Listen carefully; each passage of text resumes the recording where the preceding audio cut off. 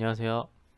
네, 이 영상은 개인적인 관점이 좀 많이 들어가 있기 때문에 참고하실 부분만 참고하시면 될 것 같습니다.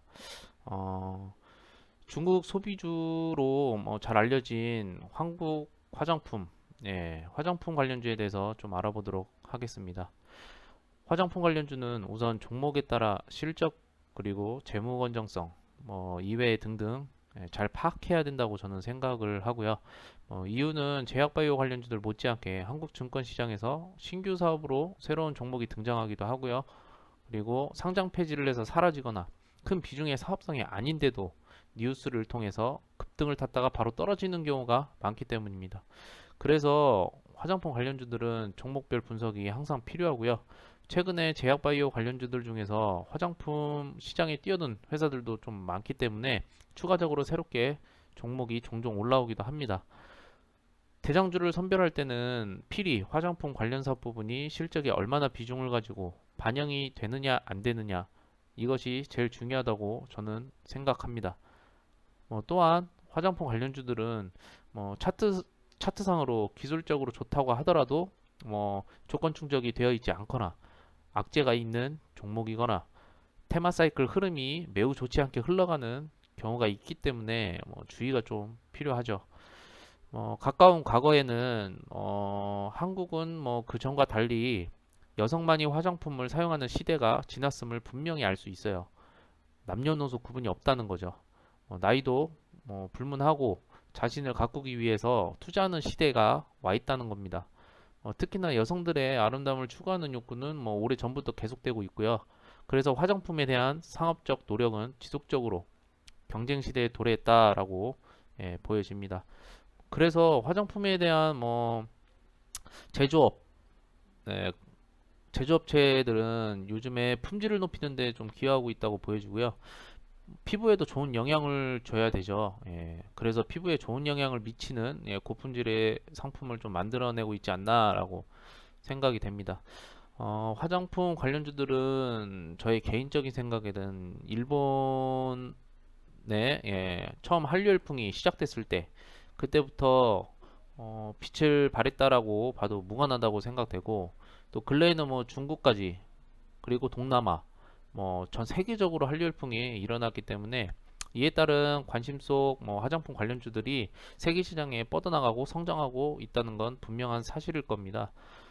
현재도 외모지상주의, 솔직히 말해서 외모지상주의가 현실이 돼 있는데 이는 한류 열풍이 시작됐던 때로 외모에 관심을 갖기 시작했던 때 그때부터 좀 화장품의 인기도 좀 반영되지 않았나라고 개인적인 생각이 들고요.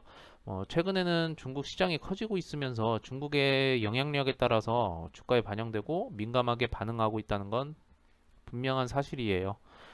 그 예로 중국과 사드 문제가 부각됐었죠. 그런데 악순환이 길어지면서 중국 관광객이 줄어들고 수출 또한 2015년도 1월에 290%까지 증가했던 부분이 지속적으로 감소세를 나타내고 있는 건 사실이에요.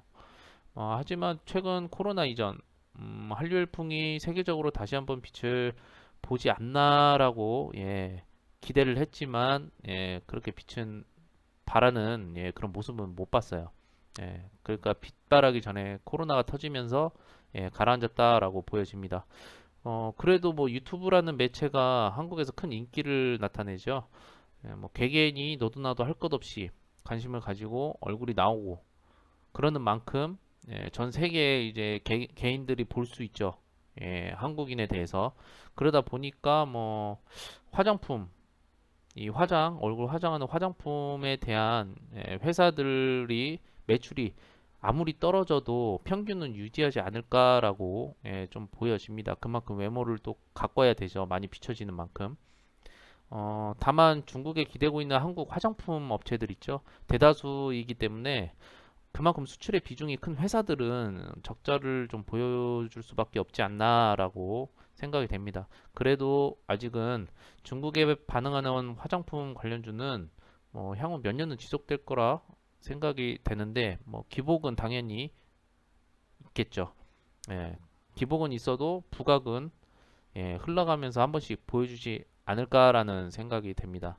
뭐 이에 관련해서 종목들이 어떤 것들이 있냐면 아모레퍼시픽, 그리고 뭐 코스온, 유한양행, LG생활건강, 코리아나, 한국화장품, 뭐 한국화장품 제조, 한국콜마, 한국콜마홀딩스, 코스맥스, 토니모리, 스킨앤스킨, 오가닉티크 소메틱, 이름이 어렵네요. 화이브 라더 코리아, 그리고 제이존 코스메틱, 그다음 바이온, SK 바이오랜드, 그다음에 리더스 코스메틱, 네오팜, 이참, 그다음에 IOK, 잉그로드랩, MP 한강, SD 생명공학, SCT, 에이블 CNC, 그다음에 제닉, 클리오, 뭐 컬러레이, 아우딘 피처스. 이렇게 좀 이외에도 뭐 종목들이 있거나 뭐 여기서 상장 폐지가 된 뭐 경우도 있을 거고, 거래 정지가 된 종목들도 있을 거예요. 이게 좀 좋지 않은 회사들을, 그래서 제가 계속 위에서도 한번 말했지만, 좀 구분을 잘해야 될 것 같아요. 발굴을 좀 잘해서 안정적인 회사에 투자를 해야 되지 않을까라고 보여집니다. 보시면 지금 이렇게 종목들을 제가 예전에 정리해놨던 것들이 있어요. 이 외에 추가적으로 좀 생긴 종목들도 있을 거고요. 지금 보시면 뭐 거래 정지가 돼 있는 종목도 있을 거예요. 지금 이걸 참고하시고 싶으신 분들은 영상 중간중간 정지해서 적어놓고 하시면 될 것 같아요. 잘못된 부분이 있을 수도 있기 때문에 참고만 하시기 바랍니다. 그리고 중국의 영향이 어쩔 수 없이 크게 간다는 건 이번에 예, 최근에 지금 중국 소비주들 뭐 엔터주도 그렇고요. 그쵸. 화장품도 그렇고 뭐 이외의 것들이 순간적으로 뛰었죠. 그 중국 시진핑의 발언에 의해서 예, 이렇게 뛴 건데, 확실히 부정할 수 없는 영향력이 있다. 예, 이거는 어쩔 수 없는 사실입니다. 그렇기 때문에 종목을 선정할 때는 저는 지극히 개인적으로 국내에서도 좀 매출이 어느 정도 있는 안전성을 좀 가지고 있는 회사들이 좀 좋지 않나.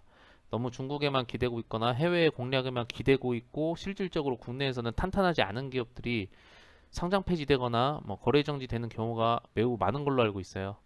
예.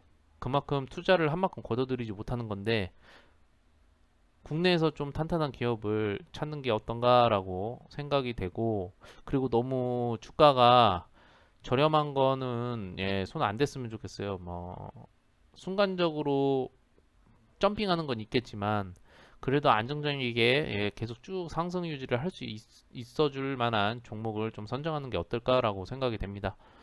이렇게 해서 저희 개인적인 정보를 좀 공유해 드렸어요.